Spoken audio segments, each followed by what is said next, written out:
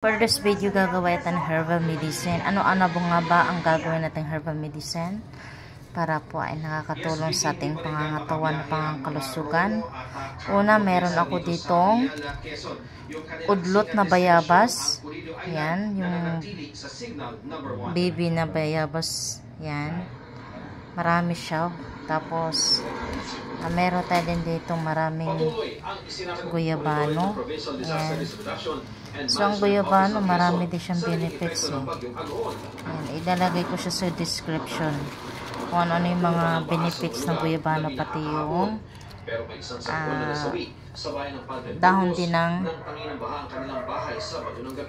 bayabas. Tapos, bago natin siya pakuluan, hugasan muna natin.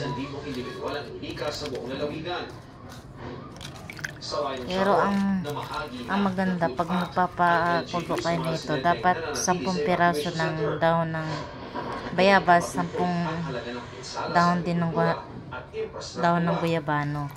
Pero dahil kami yung sagana sa mga dahon, hindi na namin nilimitahan.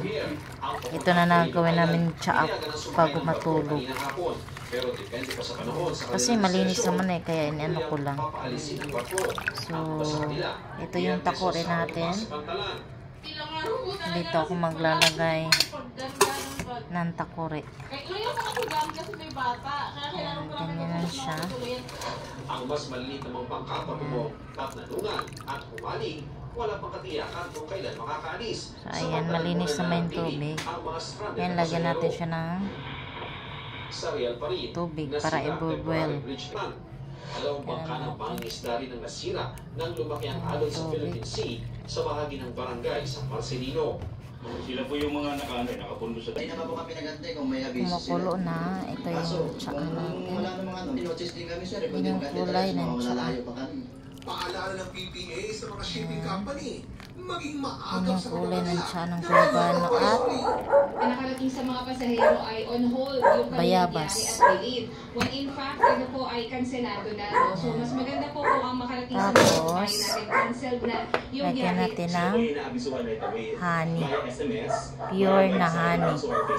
Yan. So lagi ko namin pinapalit. Lagyan na natin. Nakahapon umaga pa dapat ang biyahe patungong Cebu.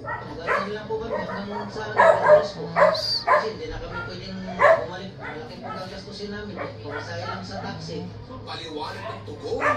Unfortunately, yung ating barko for Cebu talaga is delayed. So, we need to talaga second Ay. Integrated News. Oscar Oida, nakatutok.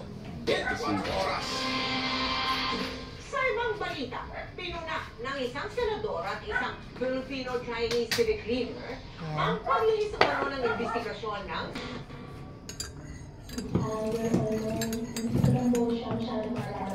kasunod ng mga public hearing ng Senado, posibleng sa closed door o executive session mo na sunod na patayin ang pogo sa Tarlac at ang posibleng connection dito ni Pamban Mayor Alice Go. Executive session na iyan, mas marami pong lalabas na So that's it for today's video.